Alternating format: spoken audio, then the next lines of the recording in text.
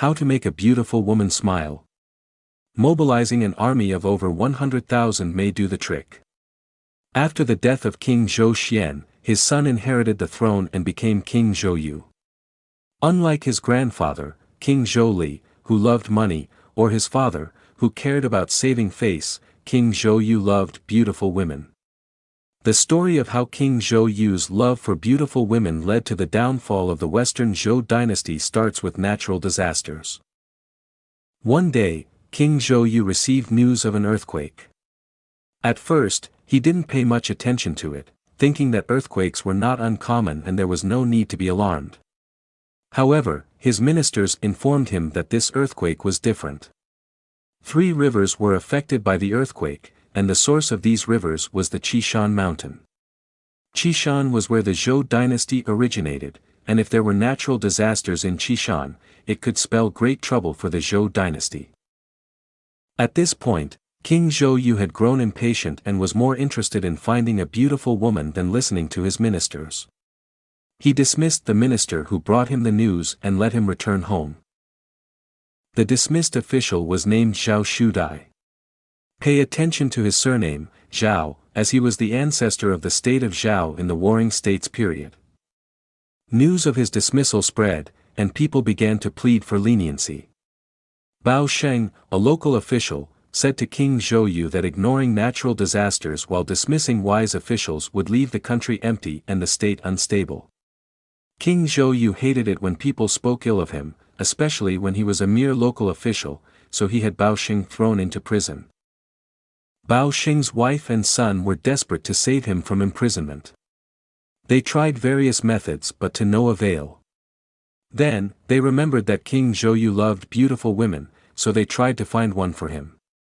They found a woman named Bao Si, who was not just any ordinary beauty but a woman who would ultimately lead to the downfall of the Western Zhou dynasty.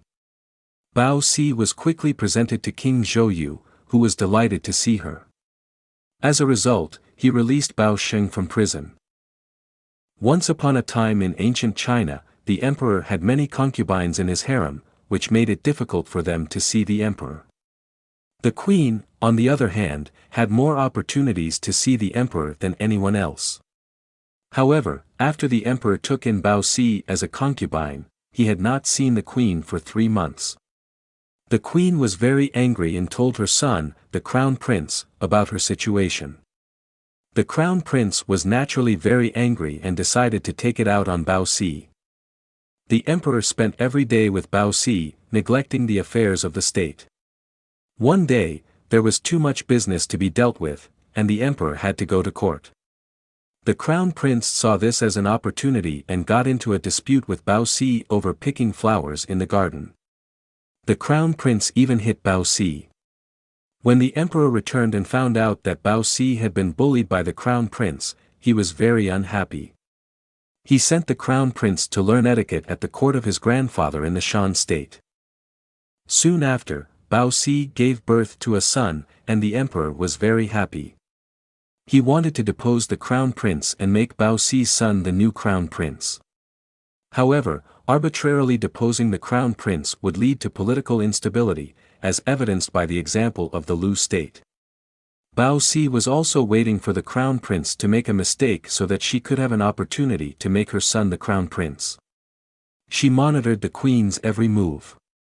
One day, the queen missed the crown prince very much and wrote a letter to him. Bao Si saw an opportunity and caught the messenger, searched the letter and handed it over to the emperor. The last sentence of the letter read, "We'll make detailed plans when you come back." Bao Si believed that this was a sign of rebellion, and the emperor, who already wanted to depose the crown prince, agreed with her. He announced the prince's rebellion, put the queen under surveillance, and demoted the crown prince to a commoner. Bao Si became the new queen, and her son became the new crown prince. Anyone who opposed the decision was considered a supporter of the rebel crown prince. This made it impossible for anyone to speak out for the crown prince. At this point, some ministers lamented that the end of the Zhou dynasty was near. Baosi was a woman who seemingly had everything she desired, but she never laughed. King Yu of Zhou was concerned about this and offered a reward of 1,000 pieces of gold to anyone who could make Baosi laugh. Someone suggested to King Yu that they should light beacon fires to deceive the neighboring states into believing that there was an enemy attack. The neighboring states would then send their armies to help, only to find that there was no attack. Baosi would find this amusing, and her laughter would bring her reward. King Yu was pleased with this idea and decided to put it into action. Soon after the beacon fires were lit, the armies of the neighboring states arrived, only to find no enemies. They were confused and angry, but they dared not offend King Yu, and so they had no choice but to return home. Baosi found this hilarious and burst into laughter.